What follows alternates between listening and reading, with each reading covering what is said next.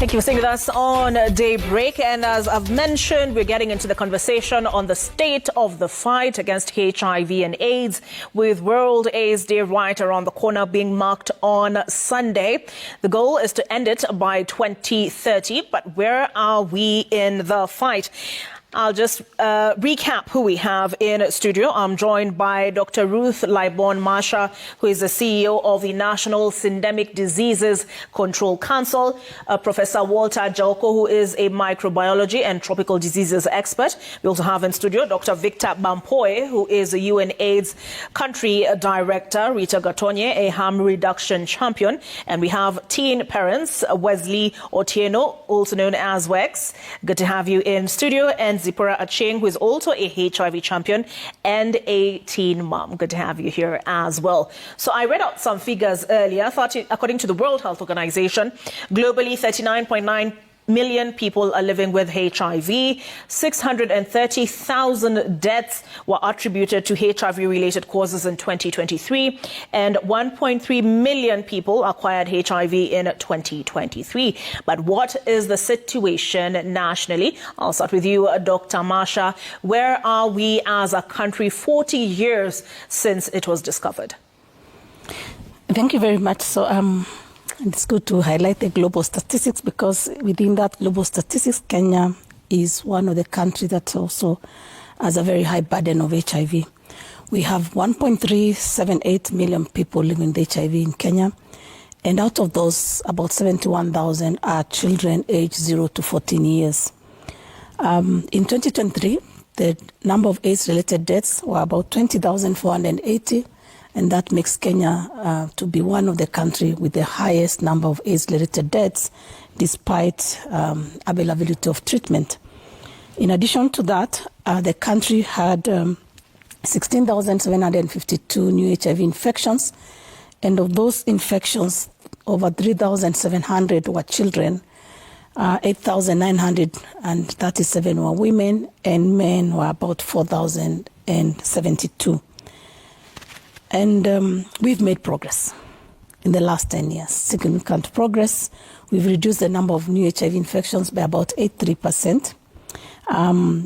Again, we've been able to identify at least 95% of people living with HIV, and put about 94% of them, 97% of them on treatment, and 94% have achieved viral suppression, meaning that they can be able to live a healthy life because the virus is suppressed within their bodies. So what is the challenge? The current challenge the country has is that, for example, while men and boys are fewer, about 485,000 men living with HIV in Kenya, when you go to the number of AIDS-related deaths, you find that we have almost half, almost 50% of those deaths are men and boys. And mostly we are losing men aged between 40 to 45 and above. And that means that we lose a lot of breadwinners because we are a patriarchal society, and we find those men mostly coming to the clinic too late, and they come mostly with tuberculosis. The other challenge we have in the epidemic is that whereas we have done a good job, new infections are still domiciled between people between the ages of 0 to about 35. So more than 70% of all our infections are among young people. We are also beginning to see a challenge of what you're calling HIV in retirees, older persons. And this is something we must start talking about, because we have about over 700 new HIV infections in 2023 were among people aged 50 and above. And this cohort also present another challenge because they come to the hospital too late, and because they also mostly have other diseases such as diabetes, hypertensive disorders. By the time they find out they have HIV, it's too late, and they come with what we call advanced HIV disease. So we've made progress, but what is remaining is stubborn. The stubbornness comes because if we have girls, about 240,000 girls who got pregnant last year and disrupted school, it means they had a sexual intercourse that was unprotected. And that, happens between a boy and a girl or a man and a woman. And in this case, these are children. When you look at the children aged 10 to 14, again, there are infections therein. And there are also these same children also giving birth in our facilities. So the one thing we must address as a country is also sexual and gender-based violence. Because these children, when we speak about adolescent pregnancy, in our law, those are defilements. Because we don't have a law that allows a child for 10 to 14 to be pregnant. So those are some of the stubborn challenges that we have: sexual gender-based violence, pregnancies, and new HIV infections among girls and young women. We go move again, the infections coming among all the younger people. Then we have now the problem of retirees, meaning that our challenge is how do we then end AIDS when new infections are coming too early. And we have to grow all these people to adulthood with antiretroviral medicines. All right. Dr. Victor, I'll ask you to reflect on the situation globally. Are we on track to end new infections by 2030? Thank you very much, Olive, and thanks for the invitation. I want to say two things before I go on to that. First of all, to talk about UNAIDS, and UNAIDS is the joint UN program on HIV and AIDS, which leads with the global advocacy, technical assistance, and provision of support to countries, government, non-state actors in this fight against HIV and AIDS. And we have 11 UN co-sponsors. So it's the UN coming together to work with countries. Secondly, I think we are winning some of the battles against HIV and AIDS, but I think the main war is yet to be won. Now, coming back to your question, I think many of us remember the early 80s when HIV first became an issue. Mm-hmm. And you eloquently espouse some of the numbers, and I think Dr. Masha has also done that. To date, we have almost 90 million people who have been infected with HIV, and about 42 million have died. So that's the global picture. You talked about the fact that now we are at 39.9 million. So if you look at from 2010 to 2023, then there has been a 43% decrease in the every year in the number of new infections, and a 30% decrease in the number of deaths. So we are not there yet, and I'll tell you why we are not there. We are not there yet because on the 9th of June 2021, all the countries around the world signed what we call the Political Declaration on HIV and AIDS, where we wanted to do certain things. Number one, we wanted to make sure that 95% of all people in every country who have HIV infection know their status. They know they have HIV. 95% of those who know their status are also on antiretroviral drugs. And out of that, 95% are virally suppressed so that the virus is not within their blood and they cannot transmit it. That was one of the things we wanted to do. The second thing was that we wanted to reduce the number of new infections right down to about, to a level around 370,000 around the world, and the number of deaths to below 250,000. And we wanted to do this by 2025, which is next year. And we also wanted to make sure that we end AIDS as a public health problem by 2030. So we are not quite there yet.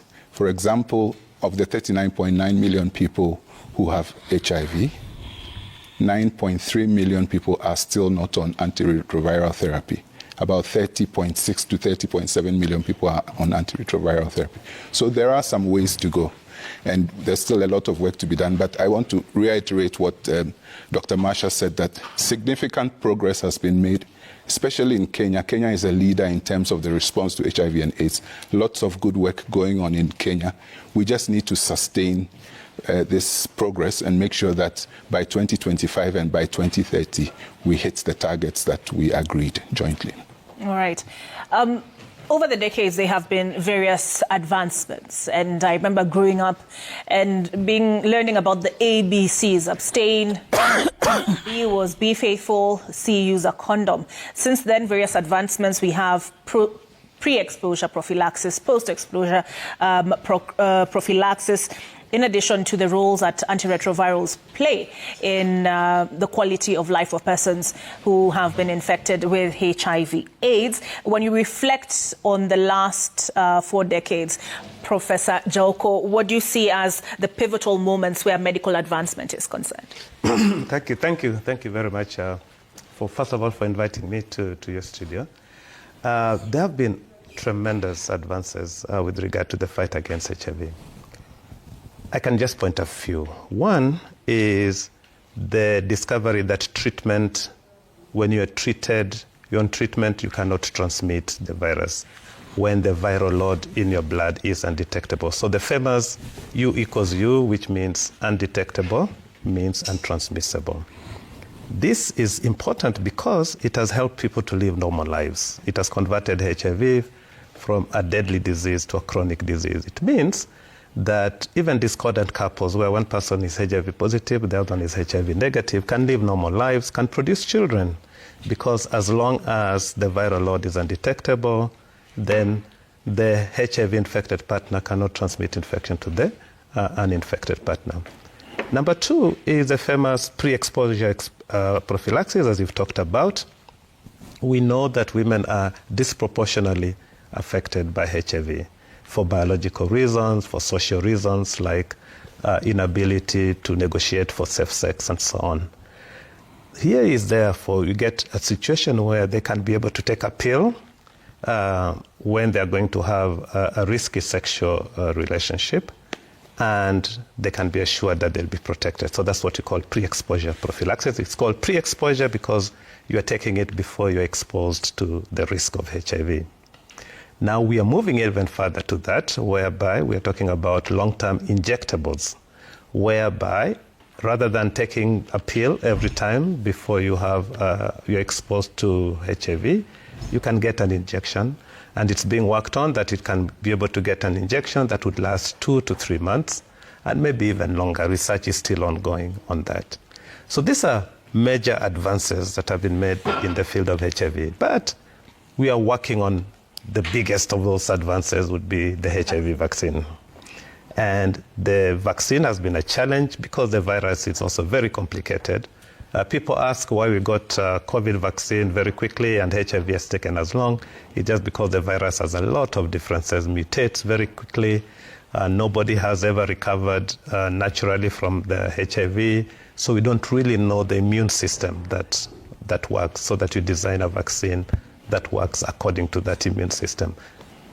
You know, it's part of the reason that does HIV still enjoy the same, I don't know how to put it. You know, that there was, when it happened and it was an emergency situation, you know, all hands on deck, does it still enjoy, or I don't use the term enjoy, but have the same backing in terms of the search for a cure, vaccine?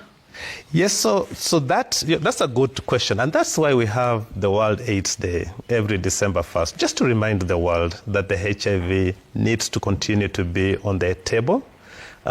Because there are many competing interests, and so there is a tendency to forget that HIV is still here with us. Those numbers that you talked about are people. When you're talking about 39 million people infected, they are human beings. When you talk about 1.3 million new infections every year, so that is why we have the World AIDS Day, just to keep on the agenda. There's a tendency for people to think that HIV is no longer a major concern, reduce funding for research, reduce funding for looking for a HIV vaccine and so on. So that is where we are.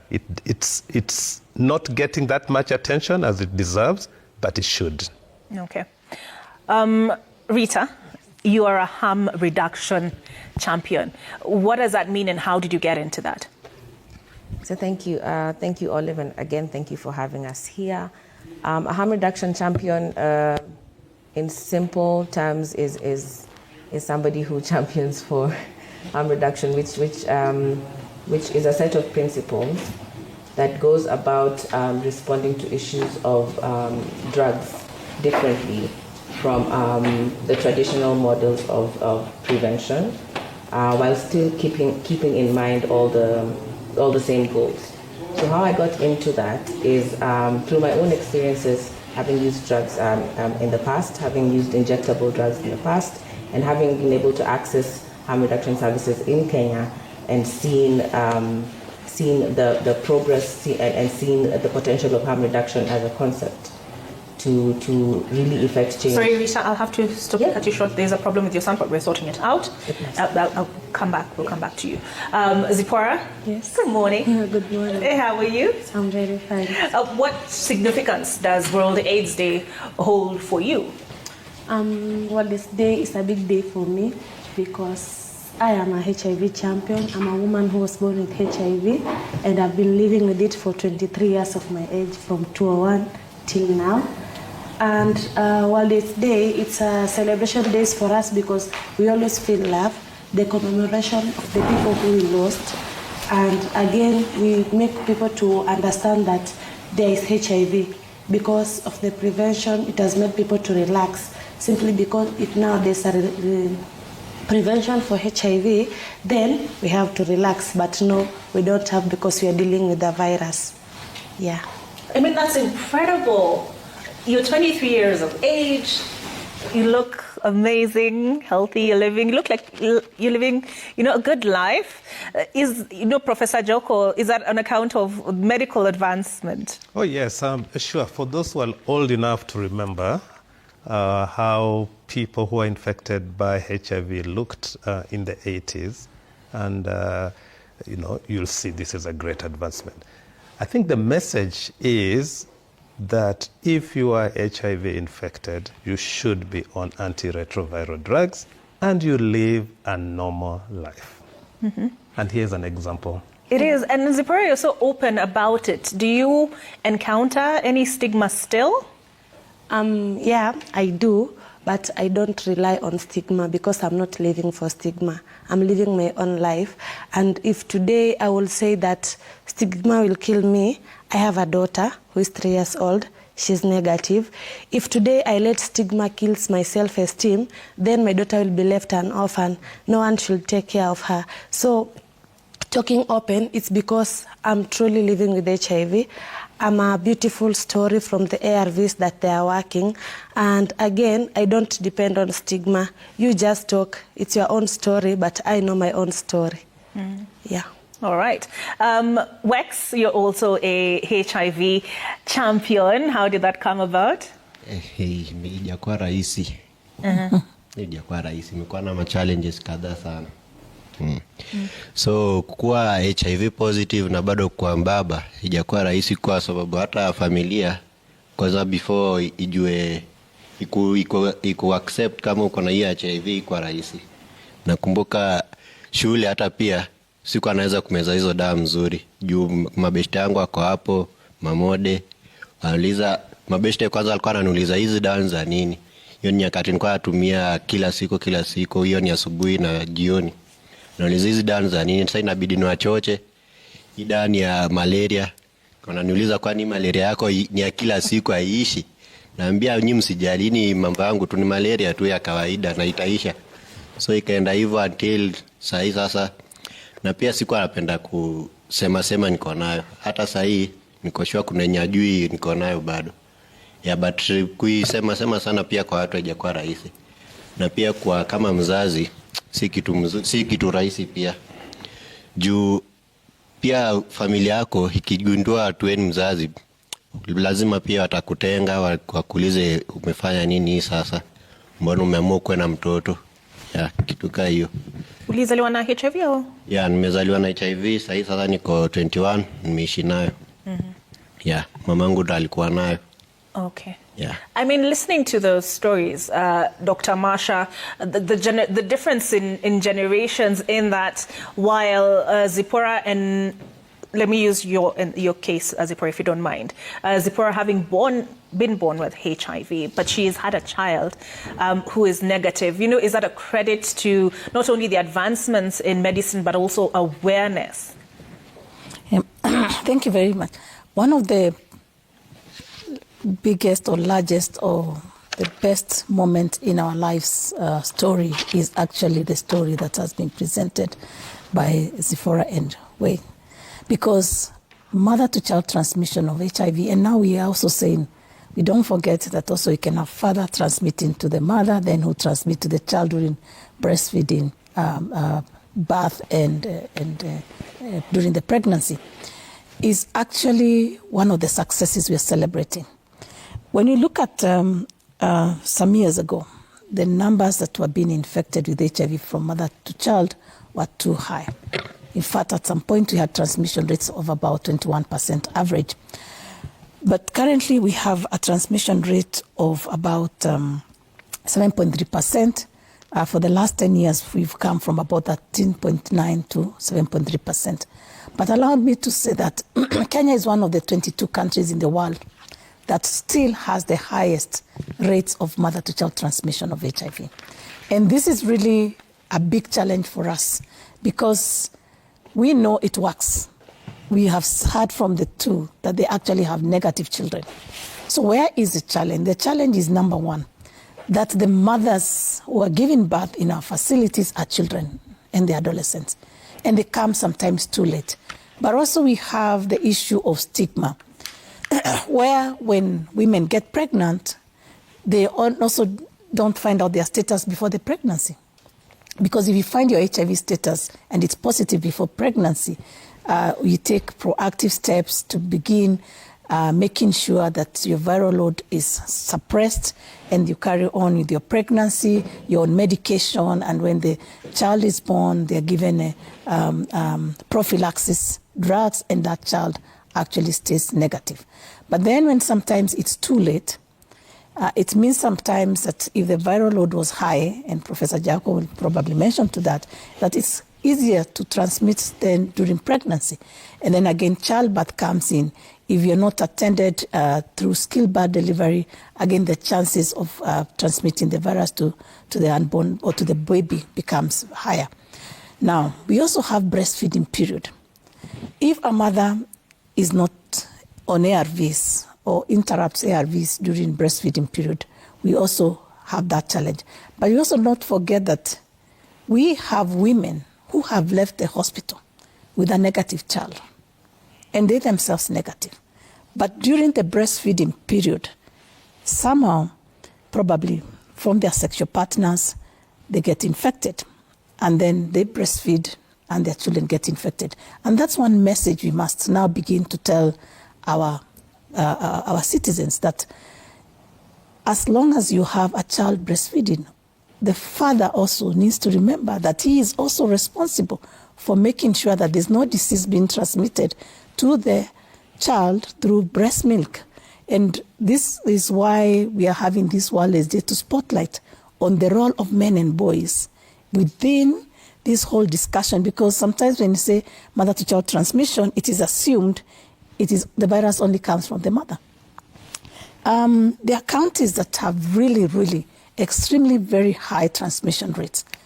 A mother in Wajir County. Dr. Masha, we'll just put a pin in it because we need to take a break, but we'll come back. You are on the point of counties, right? Yes. And what is happening at the county level. We'll also come back and speak more on the role of men and boys, as you've raised, and also access to ARV. So stay tuned to Daybreak. The hashtag is Daybreak. The X handles are at Obarrows at Citizen TV Kenya.